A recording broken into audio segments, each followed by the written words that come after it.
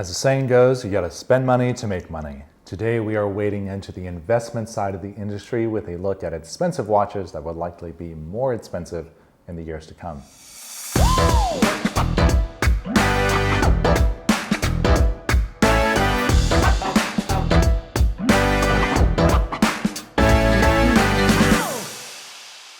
I'm Thomas from Chrono24 in New York, and we have 6 models to discuss. 2 from Rolex, 2 from Vacheron Constantin, and 2 from IWC. And while there are no guarantees in investing, especially when betting on watches, the models we're examining today are overlooked and undervalued, making them strong contenders for future growth. Be advised, these watches are not cheap, but hey, neither is Berkshire Hathaway stock. So let's grab this bull market by the horns and look at our first watch on the list. The Rolex GMT-Master II 116-710LN debuted in 2007 and was discontinued in 2019. This monochromatic model was the first Rolex with a ceramic bezel. That's before the Submariner, before the Sea Dweller, and before the Daytona. This watch also launched with the new caliber 3186, featuring a parachrom hairspring for greater resistance to shocks and temperature variations. It's a handsome watch, and you get all the prestige that comes with a GMT-Master II. Prices on Chrono24 start around $13,500, which is definitely on the lower end of the scale for a steel Rolex GMT. And since people don't know a good thing until it's gone, I'd expect prices for this discontinued 116-710LN to appreciate in the future. A Rolex Daytona seems like an odd choice in terms of investment value because demand and prices for these watches is already through the roof. But within the wide lineup of Daytona models, there are references that some overlook. One such reference is the 116520.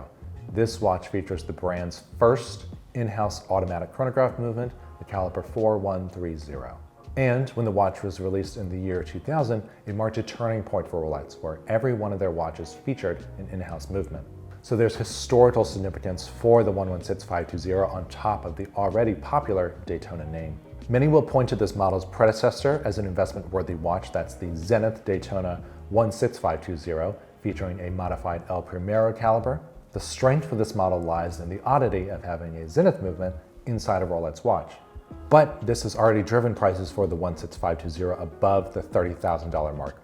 And some observers are not convinced that the Zenith connection will remain that appealing over time.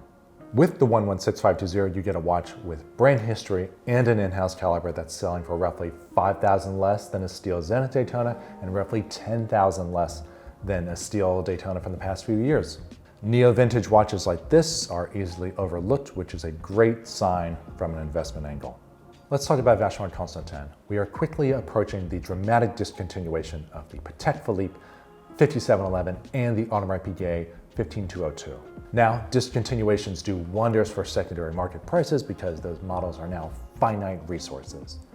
But this only helps if you already own either a 5711 or a 15202.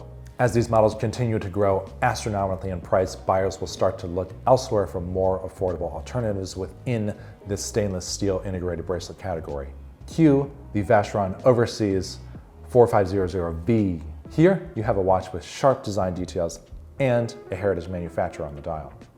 We're already seeing increasing interest in this model's predecessor, that's the Vacheron Constantin 222, another sleeper hit.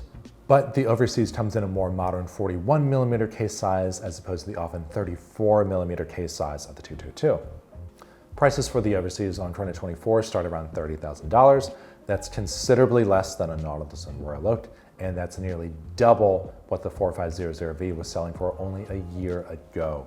As we move into 2022, I see this upward momentum continuing to build. And the potential for Vacheron does not stop with the Overseas. Let's take a look at their Perpetual calendar chronograph, reference number 49005. This incredibly complicated watch features a vertical clutch column wheel chronograph / Perpetual calendar automatic movement inside a beautifully polished 38mm case. You also get a wealth of depth and balance on the flat white dial. Vacheron Constantin produced these watches between 1992 and 2002 and made only 500 examples in rose gold and only 300 in platinum, making them quite rare. Most 49005 examples on Chrono24 sell between $35,000 and $45,000. Now, that is not a small amount of money, but to put this into context, the cheapest equivalent From Patek Philippe, the 3970 Perpetual calendar chronograph sells for at least $110,000 on Chrono24. So you can get a powerhouse watch from one of the horological trinity of manufacturers for $70,000 less than the competition. Sounds like a deal to me. Let's stick with the Perpetual calendar theme and talk about these last two together. We're looking at the IWC Ingenieur Perpetual calendar and the IWC Da Vinci Perpetual calendar chronograph. IWC is only the second brand behind Patek Philippe to introduce a serially produced Perpetual calendar chronograph with the Da Vinci in 1985. IWC's Perpetual calendar module contains only 82 components, and it was the first Perpetual calendar that could be adjusted entirely by the crown. I also love that they have a 4-digit display for the year, with one of those wheels turning only once a century. Add a chronograph on top of that and you have one hell of a watch. You may be surprised to learn that prices for the IWC Da Vinci Perpetual calendar chronograph start around $10,000.